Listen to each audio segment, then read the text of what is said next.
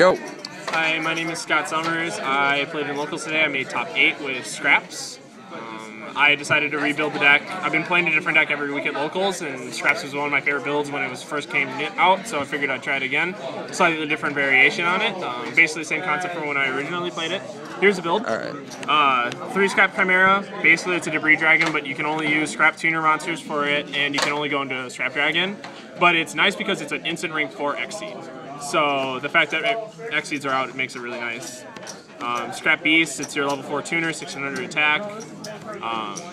If it dies by a scrap card effect, then you get to add like a scrap monster, so Chimera mainly. Alright. I did play 1 Scrap Goblin because if this is in the grave with Scrap Dragon, and then you have like a Chimera in grave, this is your wall for the turn if it kill your Scrap Dragon.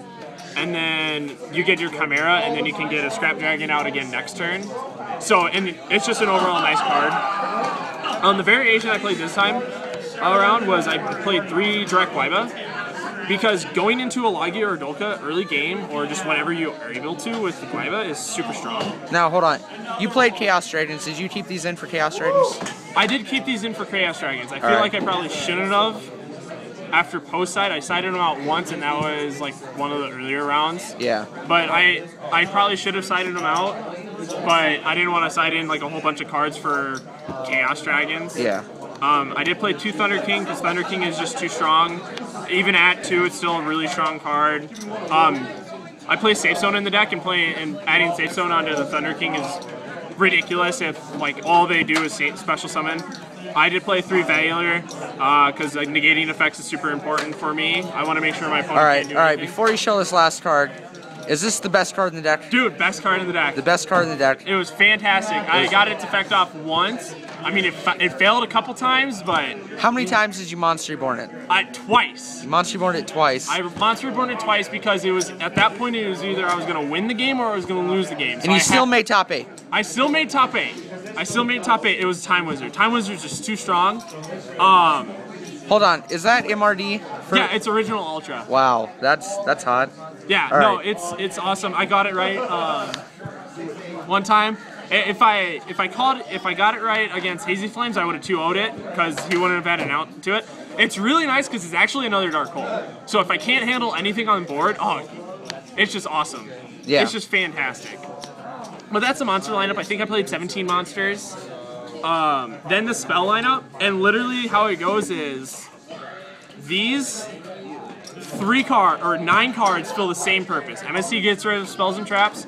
Lance makes sure that my Chimeras go through. Scrap Dragon's effect goes through. Guaiba's super strong with it, so I figured I'm playing through Lance, might as well play 3 Guaiba. And then Scrapstorm. If I summon Beast and attack with it, they want to deprison or Bottomless.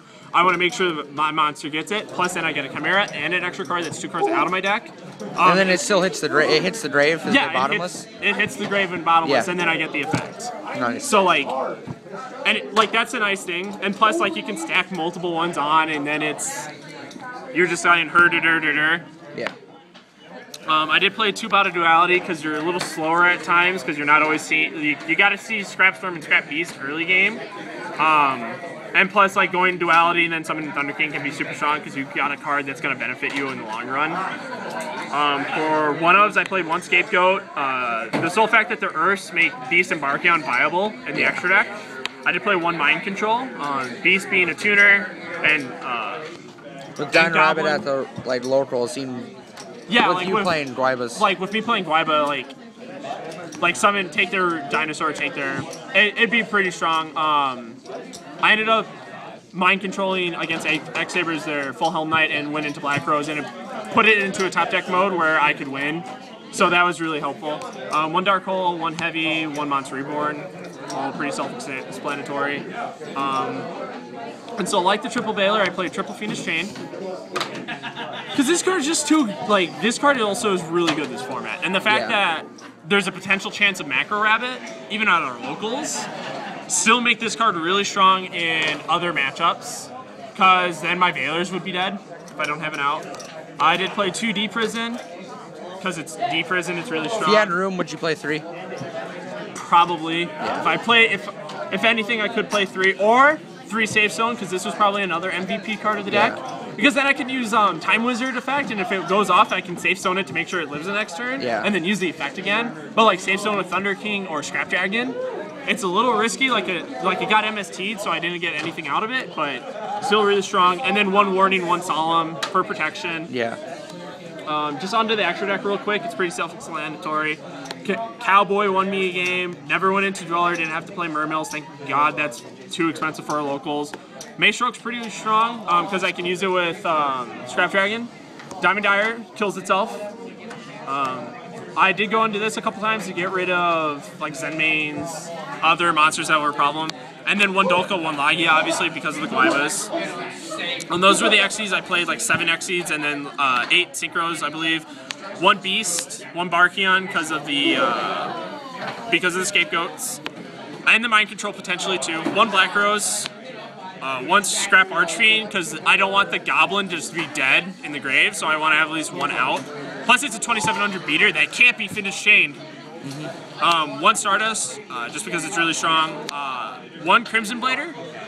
Yeah. Because like if I ended up having to go into it and killing a monster, it's really strong against Mermills, Agents, anything that plays big monsters. And then I only played 2 Scrap Dragons. I never had a problem with it all day. I was really happy with it. I didn't clog up my extra deck.